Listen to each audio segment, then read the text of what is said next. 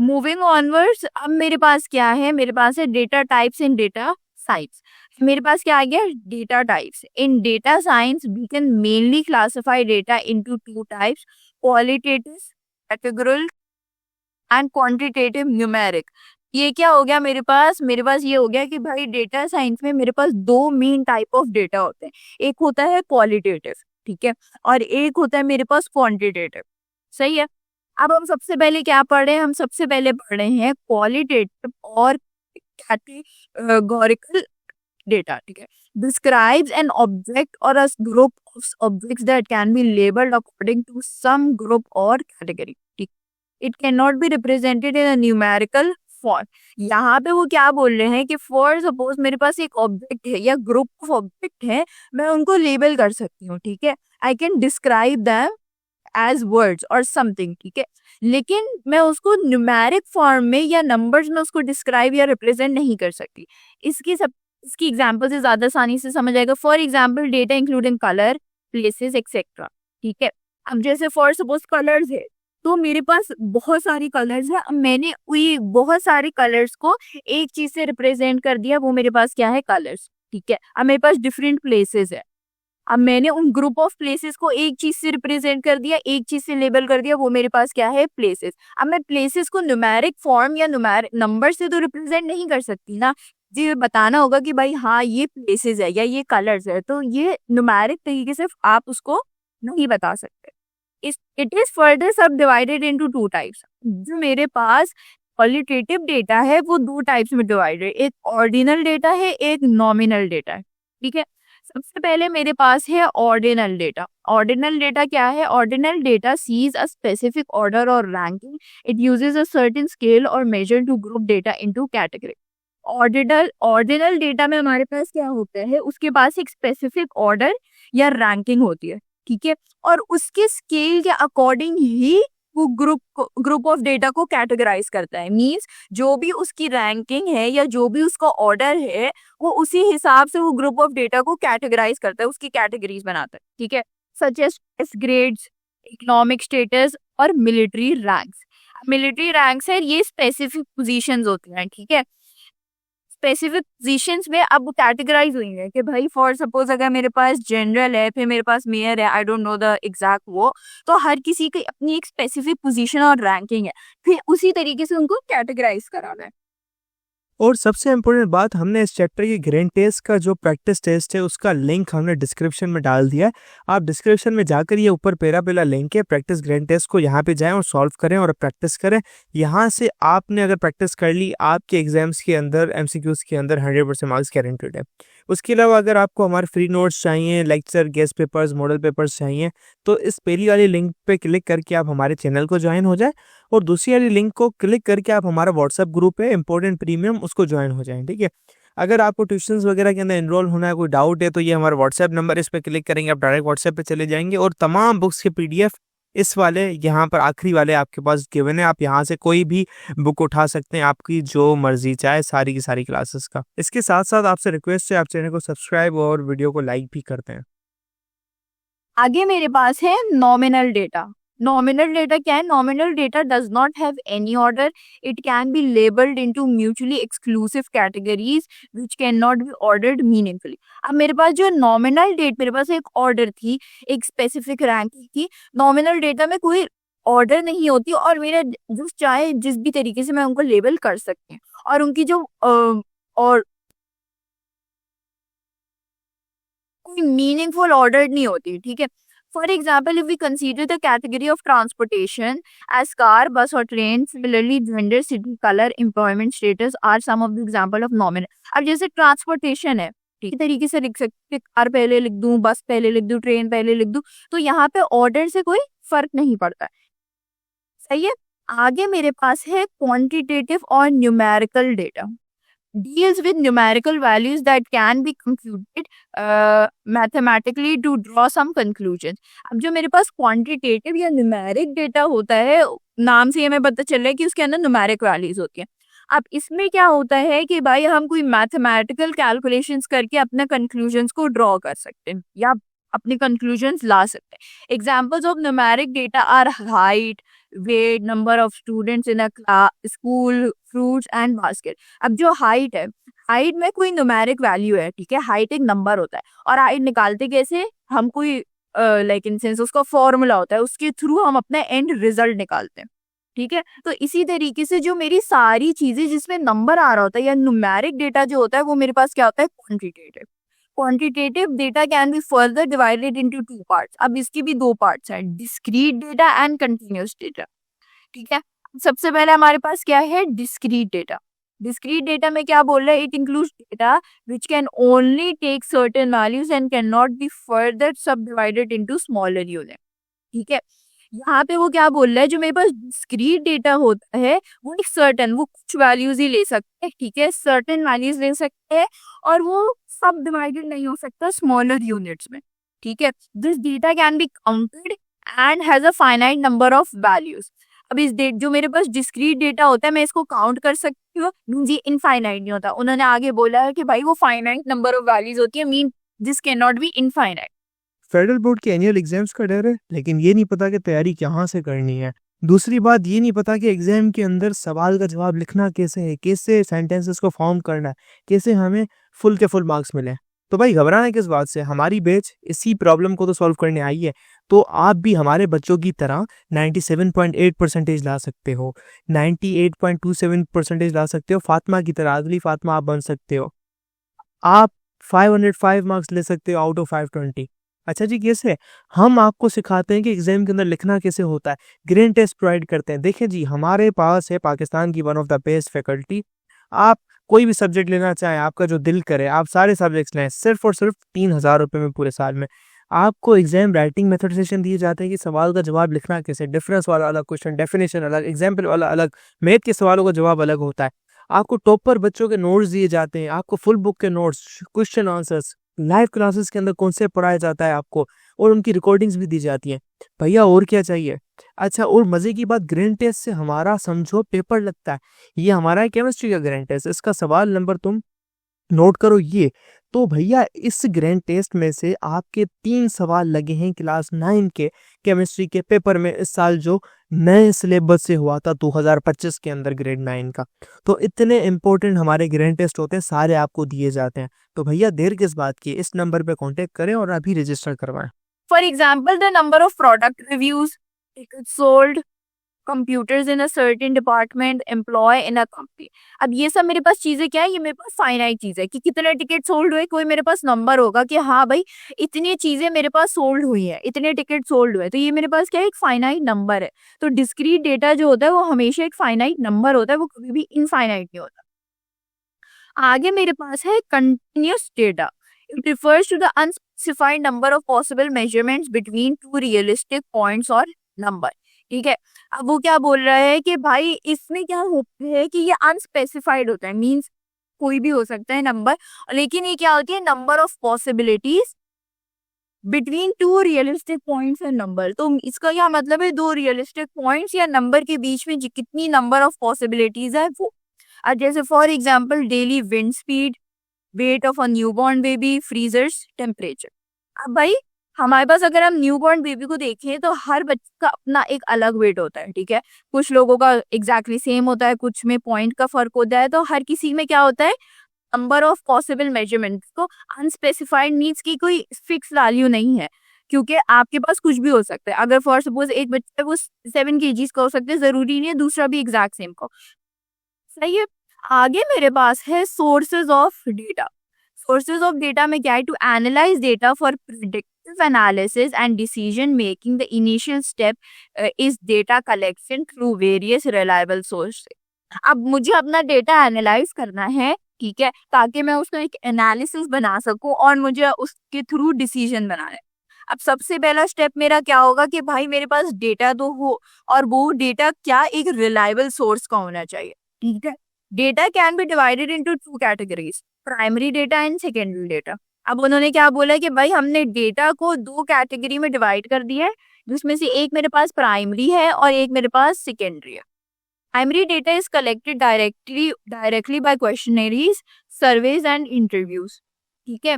जो primary data होता है वो हम जैसे अगर हम फॉर्म्स देखें, सर्वेज होते हैं वो उनके थ्रू निकाला जाता है, इंटरव्यूज जो होते हैं हम उसके थ्रू निकालते हैं, ठीक है। Primary data can also be collected through experiments and reading recording observation. जरूरी नहीं हम सर्वेज इंटरव्यूज के थ्रू ही निकाले, हम ये भी हो सकता है कि हमने कोई एक्सपेरिमेंट रखा है, हमने उसकी ऑब्जर्वेशन के थ्रू क्या करा है, हमने अपना प्राइमरी डेटा निकाला है, ठीक है। Secondary data is collected from some previously recorded from primary data. अब सेकेंडरी डेटा जो होता है वो कहाँ से आता है, जो हमने पहले से प्राइमरी डेटा रिकॉर्ड किया हुआ होता है उनमें से। Following are some sources of data. अब उन्होंने हमें क्या दे दिए, कुछ सोर्सेज जिधर से हम डेटा सेलेक्ट कर सकते हैं। सबसे पहले मेरे पास है website, collecting tweets regarding some topic और थ्रेड। भाई वेबसाइट होती है मेरे पास हर वेबसाइट, अगर फॉर सपोज मैंने ग्लोबल वार्मिंग के बारे में सर्च किया तो हर वेबसाइट पे अपनी एक अलग चीज आ रही होगी कि भाई इस जगह किस वजह से हुआ, इस कंट्री में कितनी ग्लोबल वार्मिंग हुई है in the past 5 years, overall on the earth कितनी है। तो मैं क्या करेक्ट कर रही हूँ, मैं डिफरेंट ट्वीट्स जमा कर रही हूँ या फैक्ट्स जमा कर रही हूँ या डेटा जमा कर रही हूँ अपने टॉपिक के हिसाब से। अगला है मेरे पास सर्वेज। सर्वेज में क्या है, collecting first hand data by performing surveys about some event, movie और एनीथिंग एल्स। सर्वेज जो होता है उसमें हम क्वेश्चन आंसर्स करते हैं, लाइक इन सेंस जो हमारे पास गूगल फॉर्म होता है। अगर मैं किसी का जैसे अगर फॉर सपोज मैं ग्लोबल वार्मिंग के टॉपिक पे बात कर रही हूँ और मैंने एक गूगल फॉर्म बनाया है कि भाई tell me your reviews about global warming, ठीक है।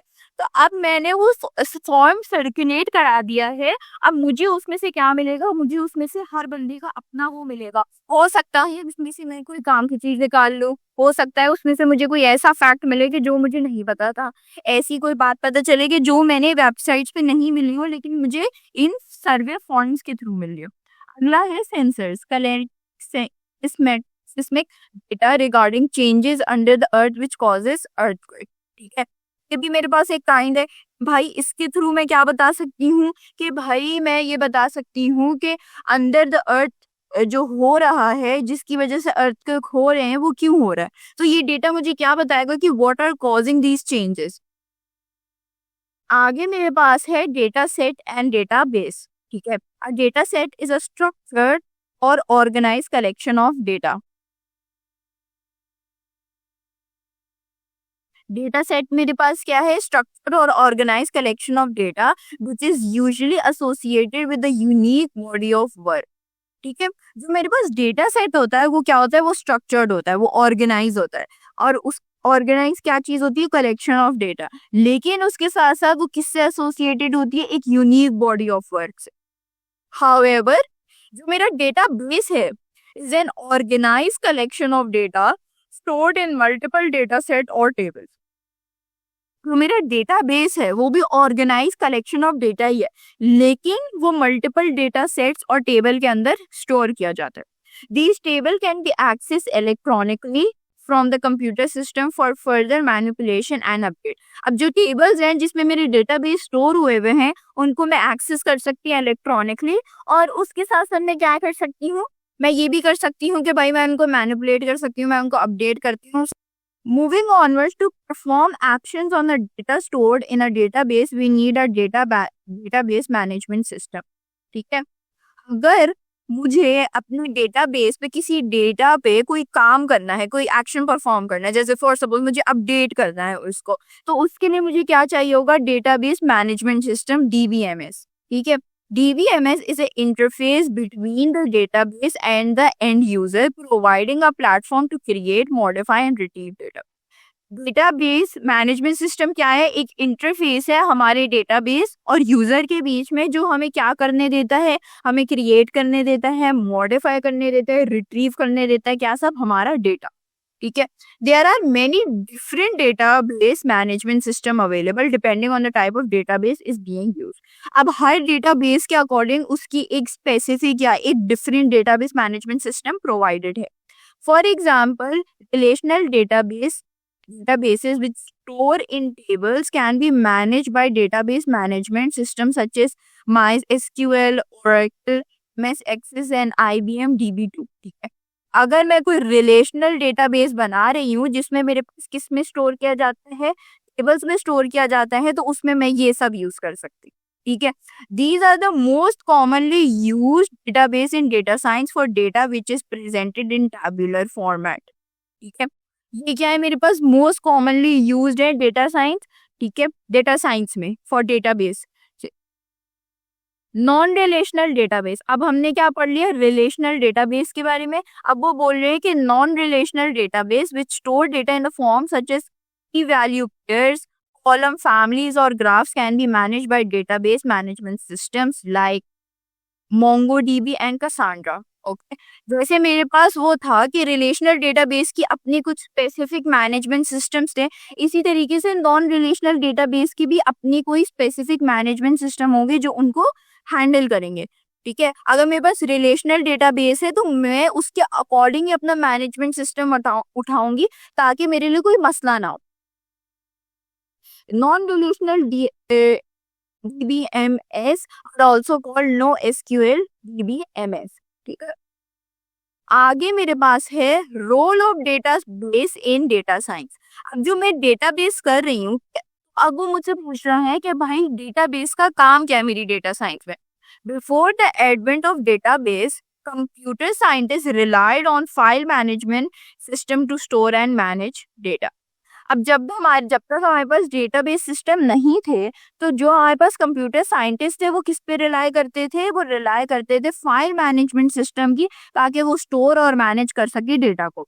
However without a structured method of storing data it would be of little use. अगर मेरा डेटा एक स्ट्रक्चर या ऑर्गेनाइज फॉर्म में स्टोर्ड है ही नहीं, तो वो मेरे फिर किसी काम का है ही नहीं। इसीलिए डेटाबेस वाज प्रेफर्ड। ठीक है, इसीलिए database was introduce, that is why database were introduce to manage and store large amounts of data. अब डेटाबेस में क्या है, वो लार्ज अमाउंट ऑफ डेटा भी स्टोर करता है और उसके साथ साथ वो क्या करता है, वो उसको ऑर्गेनाइज रखता है, जो कि फाइल मैनेजमेंट सिस्टम्स नहीं कर सकते। ठीक है, the first database management system was developed in 1960। There are two key reasons why database have become so popular in recent years. अब रीसेंट ईयर्स में डेटाबेसेस क्यों पॉपुलर हुए हैं? से पहले है rapid increase in data generation. ठीक है, अब जो मेरा डेटा जनरेट हो रहा है उसकी जो स्पीड है या लाइकेंसेस वो बढ़ गई है, रैपिडली हमारे पास डेटा जनरेट हो रहा है। And dependency of data science on data, और जो डेटा साइंस पे हम डिपेंडेंट है फॉर डेटा, उस वजह से हमारा जो डेटाबेस का यूज है वो बहुत ज्यादा सिग्निफिकेंटली इंक्रीज हो गया। To better understand the importance of database in our daily life, let's take an example of a supermarket evaluation. In this case study, you will learn how data science had impact on the shopping in current days. अब उन्होंने क्या बोला है कि भाई database की importance को समझाने के लिए हम क्या कर रहे हैं, हम ये कर रहे हैं कि हम एक एग्जाम्पल ले रहे हैं जिसमें हम क्या कर रहे हैं, सुपरमार्केट इवैल्यूएशन। ठीक है, सुपरमार्केट इवैल्यूएशन कर रहे हैं और इस केस में हम क्या करेंगे, हम ये देखेंगे कि भाई डेटा साइंस के इफेक्ट से या इम्पैक्ट से हमारी जो शॉपिंग है उसमें क्या डिफरेंस आया है। ठीक है, क्या फर्क पड़ा है। Case study for the use case of database and data science. ठीक, अब उसने हमें क्या दिया भाई, केस स्टडी दिया भाई। In old days people used to buy their necessities from various shop. अब पूरा पहले की बात ये है कि भाई लोग जो है वो अपनी जो डिफरेंट नेसेसिटीज हैं वो अलग अलग दुकानों से खरीदते थे। For example, if you had to buy a योग calculator, a box of yogurt, shoe polish, and a pair of socks of school uniform, you were supposed to visit 4 various shops. अब अगर फॉर सपोज मुझे 4 ऐसी चीजें चाहिए जो बहुत different है, जैसे कैलकुलेटर, योगर्ट, नेल पॉलिश और फिर मुझे स्कूल यूनिफॉर्म के पेयर ऑफ सॉक्स चाहिए। अब इसके लिए मुझे अब 4 अलग अलग दुकानों पे जाना पड़ेगा। Such shopping was never an enjoyable experience because shops often had less space for customer and they had to wait. अब जाहिर सी बात, अगर मुझे 4 चीजों के लिए 4 अलग अलग दुकानों पे जाना पड़ेगा तो ये मेरे लिए बहुत एनर्जी ड्रेनिंग होगा और ये कोई इंजॉयबल या मजे का एक्सपीरियंस तो नहीं होगा। उसके साथ साथ जो शॉप्स होती थी वो छोटी होती थी, तो उनके पास ज्यादा कस्टमर्स को लेने के लिए जगह भी नहीं होती थी और फिर कस्टमर्स को वेट करना पड़ता था। The shopkeeper to find their desired items. ना सिर्फ उनको इसलिए वेट करना होता था कि भाई उनकी बारी आ जाए, बल्कि इस चीज के लिए भी कि भाई बारी आएगी, फिर मैं उनको चीजें बताऊंगा, फिर वो चीज ढूंढेंगे, तो बहुत ज्यादा टाइम कंज्यूमिंग लगेगा। Introduction of supermarket, however, changed that, as they made shopping much more pleasant by displaying all of the products in a large space and making them easily accessible to customers. अब हमारे पास उसके बाद एक concept आया था, किसका हमारे पास आया था, सुपरमार्केट का। अब सुपरमार्केट में क्या होता है, सुपरमार्केट एक जगह होती है जिसमें बहुत सारे डिफरेंट टाइप ऑफ आइटम्स या प्रोडक्ट्स प्लेस किए जाते हैं या डिस्प्ले करे जाते हैं ताकि वो इजीली कस्टमर्स को मिल सके। As the number of products and customers in supermarket increased, the need for database system to keep track of the purchases became crucial.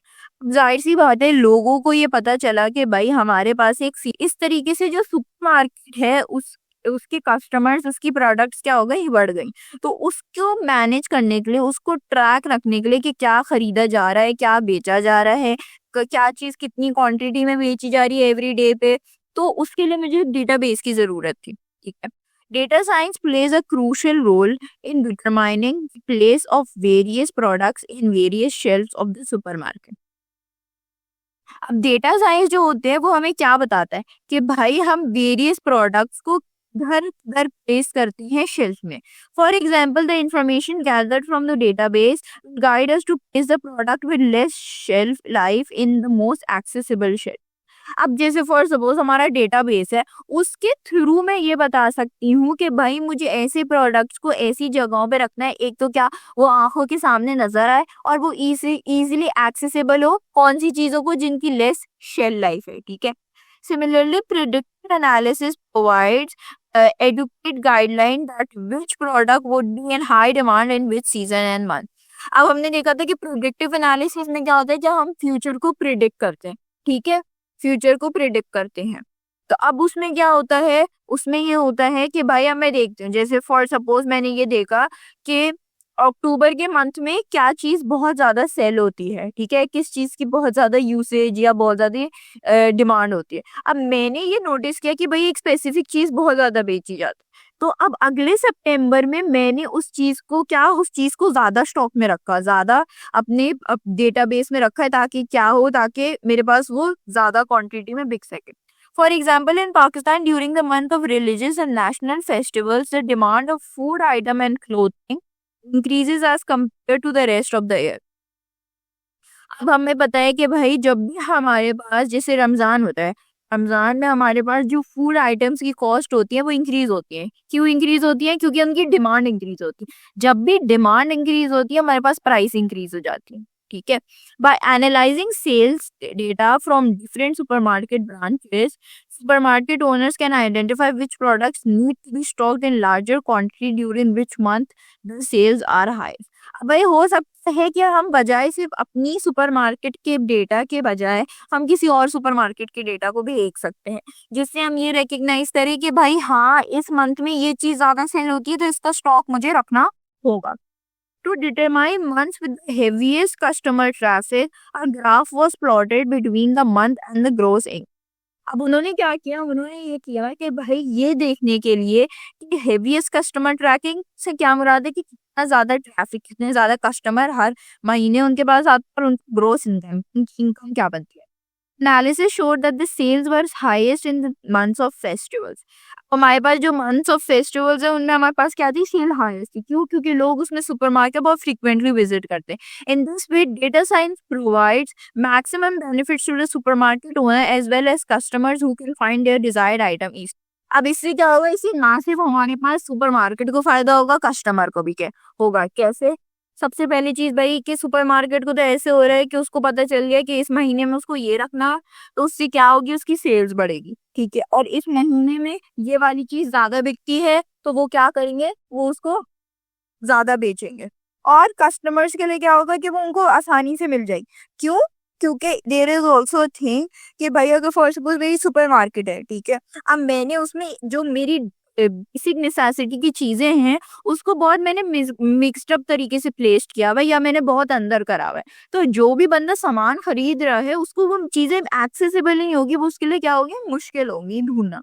अब उन्होंने हमें ग्राफ दिया हुआ है, ठीक, उन्होंने हमें मंथ दिए हुए, सही है, उन्होंने हमें फूड आइटम्स दिए हुए हैं और उन्होंने हमें क्लोथिंग एंड फुटवेयर दी हुई। अब उन्होंने क्या बनाया है, उन्होंने ग्राफ बनाया है, ठीक है, जनवरी का बनाया है। और अब हम इसमें देखिए ग्राफ्स में ना ये बार ग्राफ होता है, इसमें कलर रिप्रेजेंट करते हैं कि क्या चीज है, तो इसलिए नीचे लिखते हैं कि इस कलर के साथ कि ये चीज इसको रिप्रेजेंट करे। तो इधर ब्लू किसको रिप्रेजेंट करे, फूड आइटम्स को, और क्लोथिंग और फुटवेयर ऑरेंज से। तो हर मंथ की उन्होंने क्या करी है, एक उन्होंने बार ग्राफ बनाया हुआ है, हर मंथ में दो, एक फूड का और एक क्लोथिंग आइटम का। अब हम देखते हैं कि भाई किस महीने में घर कितना है और हाईएस्ट कितना है। हाईएस्ट हमारे पास 20 है, वो कब है, वो हमारे पास है अप्रैल में, ठीक है।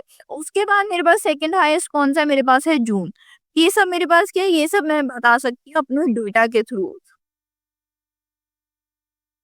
आगे मेरे पास है data collection and databases. Data collection is the process of collecting information from relevant sources to find a solution to the given statistic inquiry।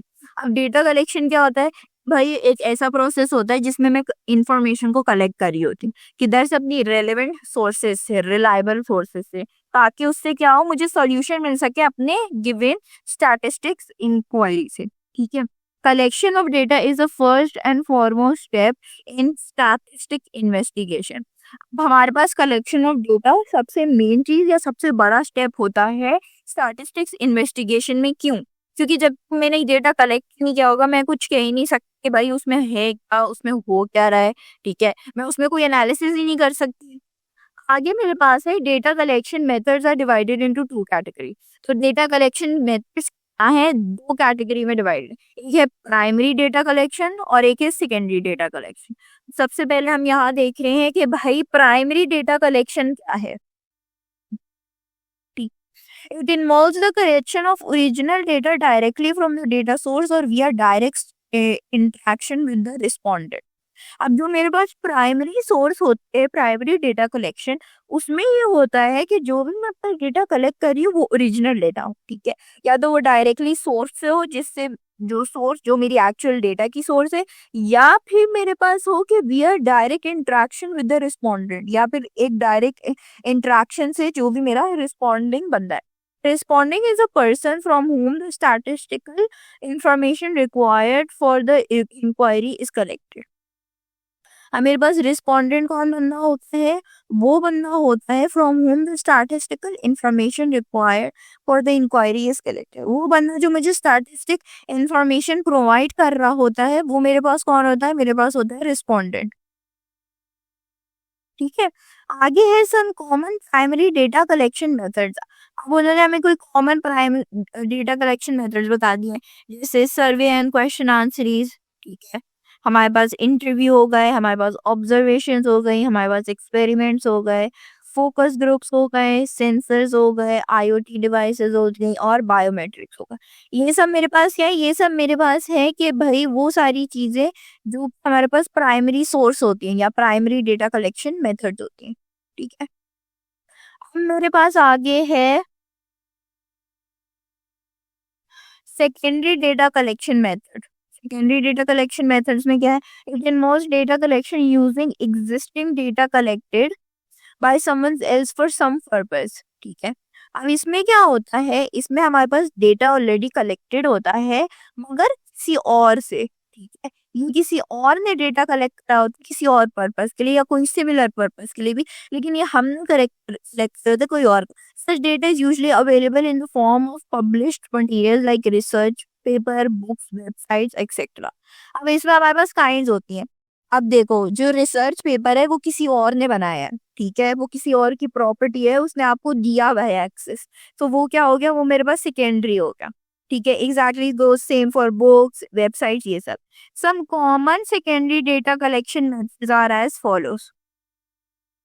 वो क्या है, हमारे पास पब्लिश सोर्सेज हैं, ऑनलाइन डेटाबेस्ड है, गवर्नमेंट एंड इंस्टीट्यूशनल रिकॉर्ड्स हैं, survey and questionnaires conducted in past, social media data slash posts, publicly available data and past research studies. तो ये सब मेरे पास क्या है, सेकेंडरी हो गई है ये भाई, ठीक है। अगला मेरे पास है डेटा स्टोरेज। डेटा स्टोरेज क्या होता है? After data collection, storage of data is an essential for managing and analyzing a large volume of data. Okay? Data collection में क्या होता है, सबसे पहली चीज उसमें क्या होती है कि भाई उसमें अफेक्टिव स्टोरेज ऑफ डेटा होती है, ठीक है, जो कि किससे होती है, एसेंशियल होती है managing and analysing the large values of data. अब भाई अगर मेरा डेटा स्टोरेज जो है वो इतना अच्छा नहीं है कि वो इतना बड़ा सेट ऑफ डेटा हैंडल कर सके, उसको रख सके, तो वो फिर मेरे लिए एक मसला हो जाएगा। क्यों? क्योंकि जो मेरी डेटा कलेक्शन है वो एक लार्ज नंबर पे होती है। ये नहीं होता मैंने थोड़ा सा डेटा कलेक्ट किया फिर मैंने एनालिसिस शुरू कर दिया, नहीं। जो डेटा एनालिसिस होती है वो काफी बड़े डेटा पे होती है। There are various data storage methods according to the nature of data. Some common data storage methods are as follows. ठीक है, various उन्होंने कुछ एग्जाम्पल बता दिए हैं कि कौन सी, रिलेशनल नो एसक्यूएल डेटाबेस, ठीक है, data warehouses, distributed file systems, cloud based data storage and blockchain. ये उन्होंने हमें क्या दे दिया, ये हमें उन्होंने डेटा स्टोरेज की कुछ टाइप्स दे दिए या कुछ एग्जाम्पल्स दे दिए, ऐसे होता है, ठीक है। आगे है data visualisation, is a graphic representation of data to get meaningful sight, trends and patterns from data. Data visualisation graphical representation होती है ताकि हमें एक मीनिंगफुल इंसाइट, मीन्स हमें अच्छी बेहतर हम देख सकें, हम ट्रेंड्स को देख सकें, हम अपने पैटर्न्स को देख सकें अपने डेटा में। The visual elements which help in data visualisation are charts, graphs, maps, figures and dashboards etcetera. अब विजुअल एलिमेंट्स में हमारे पास बहुत सारी चीज होती है, चार्ट्स होती है, ग्राफ्स होती है, मैप्स होती है, फिगर्स होती है। जैसे ये था हमारे पास ऊपर ग्राफ, ये मेरे पास क्या है, ये मेरे पास एक मेरा डेटा विजुअलाइजर है। क्यों? क्योंकि अब मैं यहाँ देखूं, यहाँ से मुझे डेटा रीड करना ज्यादा आसान है कि या मुझे यहाँ से डेटा रीड करना ज्यादा आसान। अब मैं यहाँ पे देखती रहूंगी कि भाई फूड में इतना था, फिर क्लोथ में इतना था, तो मैं उसको कंपेयर करने में मुझे बहुत टाइम लगेगा। इस ग्राफ में मैंने उसको बहुत आसानी से रिप्रेजेंट कर दिया कि भाई अगर ये है तो इसको इतना दिखा दो, ये है तो इसका इतना बार दिखा दो, ठीक है। आगे मेरे पास है summary statistics. It is the information about data in a sample. हमारे पास क्या होता है, इंफॉर्मेशन होती है उस डेटा के बारे में जो सैंपल होती है। It help understand the values better, इससे हम अपनी वैल्यूज को ज्यादा बेहतर से अंडरस्टैंड कर सकते हैं। It may include the total number of values, minimum values, maximum values along with the mean value and the standard deviation corresponding to data collection. अब इसमें बहुत सारी डिफरेंट चीजें होती हैं, total number of value, maximum, minimum values, उसके साथ साथ मीन वैल्यू, ये सब। Summary statistics help to understand the trends, outlines and distribution of the values in the data set. तो हमारे पास जो समरी स्टैटिस्टिक्स है वो क्या हेल्प करती है, हमें अंडरस्टैंड करती है हमारे ट्रेंड्स, आउटलेयर्स और उसके साथ साथ जो भी हमारी डिस्ट्रीब्यूशन है हमारी वैल्यूज की उसकी, ठीक है। या इज सिंपली वो इंफॉर्मेशन होती है हमारे डेटा के बारे में, लेकिन एज अ सैंपल होती है, ठीक है। वो फाइनल प्रोडक्ट नहीं होती, वो हमारा एक सैंपल होता है। उससे क्या होता है, उससे मैं अपनी वैल्यूज को ज्यादा बेहतर से अंडरस्टैंड कर सकती हूँ। क्यों? क्योंकि उसमें फिर मैं एज अ सैंपल ले रही होती हूँ कि टोटल नंबर ऑफ वैल्यूज क्या है, मिनिमम वैल्यूज क्या हो सकती है, मैक्सिमम वैल्यूज क्या होती है। तो उसमें all type of different values होती है कि भाई अगर फॉर सपोज अगर मैं ये करती हूँ तो मेरे पास ये मेरी मैक्सिमम चीजें आएंगी, ये मेरी मिनिमम चीजें होंगी। तो ये इस तरीके से होता है। इससे क्या होता है, इससे मैं अपने ट्रेंड्स इन सब चीजों को अंडरस्टैंड करती हूँ।